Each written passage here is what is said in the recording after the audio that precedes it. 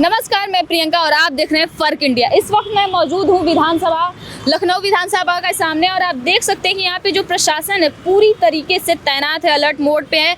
आपको बता दें कि अंदर कार्रवाई जारी है, शीतकालीन सत्र जारी है और सत्ता पक्ष और विपक्ष के बीच में जो बहसबाजी का दौर है वो चल रहा है। और आपको बता दें कि आज सबसे पहले जो ये सत्र शुरुआत हुआ 19 तारीख को, जैसा कि आप लोग जानते होंगे कि आज ही से ये सत्र स्टार्ट हो रहा है। और सबसे पहले ये था कि जो घोसी के विधायक हैं सुधाकर सिंह उनको शोक श्रद्धांजलि दी जाएगी। उसके बाद ही कोई जो आगे की कार्रवाई है वो की जाएगी।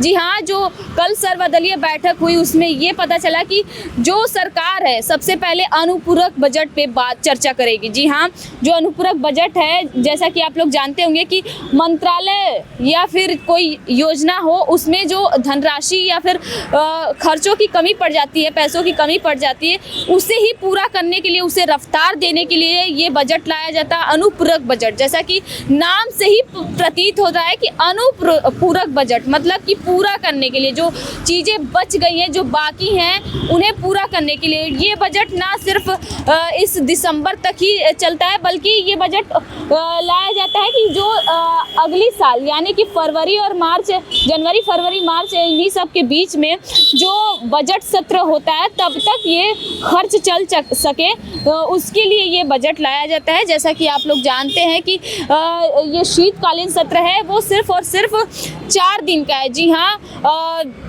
आज से ये सत्र स्टार्ट हो रहा है 19 तारीख से और ये 24 तारीख तक चलेगा।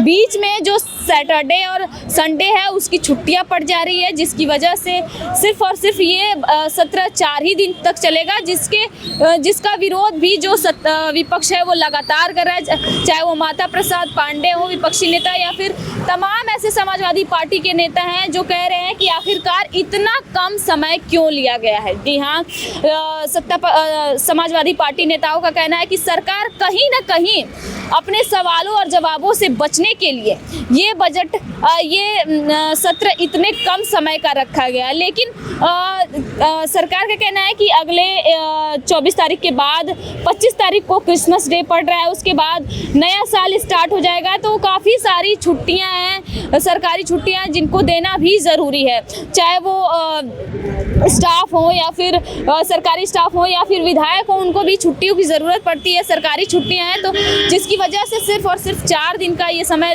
रखा गया है, जिसके विरोध में लगातार जो है वो समाजवादी पार्टी के नेता विरोध कर रहे हैं। आपको बता दें कि अभी बाहर जो समाजवादी पार्टी के विधायक हैं जाहिद बेग, वो अनोखे तरीके से कफ सिरप मामला हो या खाद की कमी हो, किल्लत, जिस तरीके से यूपी में खाद की किल्लत किसानों को झेलना पड़ रहा है, उसे देखते हुए जो समाजवादी पार्टी के नेता हैं, विधायक हैं जाहिद बेग, उन्होंने अनोखे तरीके से इसका विरोध किया था। साइकिल पे आए थे और बाकायदा पूरा उन्होंने एक शीट पेपर तैयार किया था जिसपे उन्होंने लिखा था, कई सारी सरकार पे तंज कसे थे और इसी के साथ साथ वो मुंह पे फेस मास्क लगाए थे, ऑक्सीजन मास्क, और साइकिल में ऑक्सीजन रखे थे, जो ये प्रतीत कर रहा था कि किस तरीके से आखिरकार जो है वो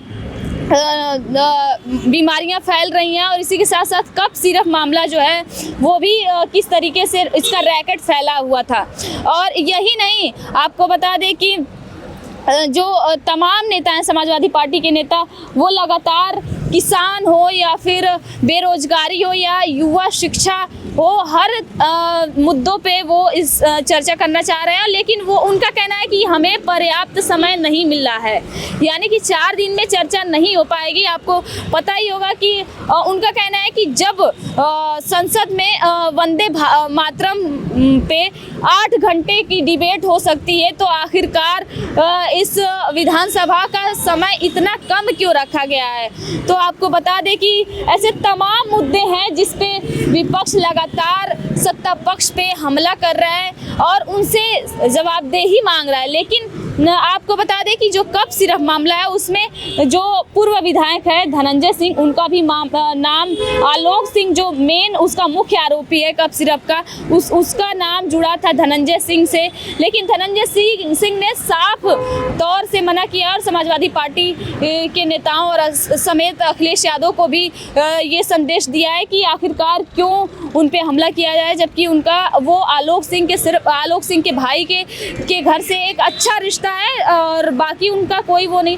लेकिन जो विपक्ष के नेता है वो लगातार कह रहे हैं कि आखिरकार सरकार की ढिलवाई की वजह से इतना बड़ा रैकेट पूरे यूपी में फैला हुआ था, लेकिन इतना बड़ा रैकेट प्रशासन और सरकार के पैरों के तले चल रहा था, लेकिन सरकार को थोड़ी भी भनक नहीं लगी। हालांकि जो यूपी सरकार है वो इस मामले को लेकर लगातार सीरियस है। आपको बता दें कि कई सारे मुख्य आरोपी जो थे वो पकड़े गए। अभी भी ये जो धरपकड़ की कार्रवाई है वो प्रशासन पूरी तरीके से उस पर अलर्ट है, खोज रहा है। आपको बता दें कि यही नहीं सिर्फ कप सिर्फ मामला ही नहीं, बल्कि आपको बता दें SIR जो है, जो लगातार अभी अखिलेश यादव कुछ समय पहले ही उन्होंने आरोप लगाया था सरकार पे कि जो SIR है उसमें नाम काटे जा रहे हैं। जी हाँ, अखिलेश यादव ने मऊ विधानसभा सीट का भी उन्होंने जिक्र किया था कि वहाँ पे करीब 20,000 जो वोटर्स हैं उनके नाम काटे गए हैं। लेकिन जो आपको बता दें कि सुप्रीम कोर्ट ने भी इस पे फैसला सुनाया था कि जो SIR है वो पहले भी होता रहा है, ये कोई पहली बार नहीं हो रहा है। लेकिन विपक्ष अगर SIR का विरोध कर रही है तो वो बाकायदा पूरा इसका प्रूफ दे कि आखिरकार कितने लोगों का नाम कटा है, कहाँ नाम कटा है। लेकिन अभी तक कोई प्रूफ विपक्ष ने नहीं दे पाया है।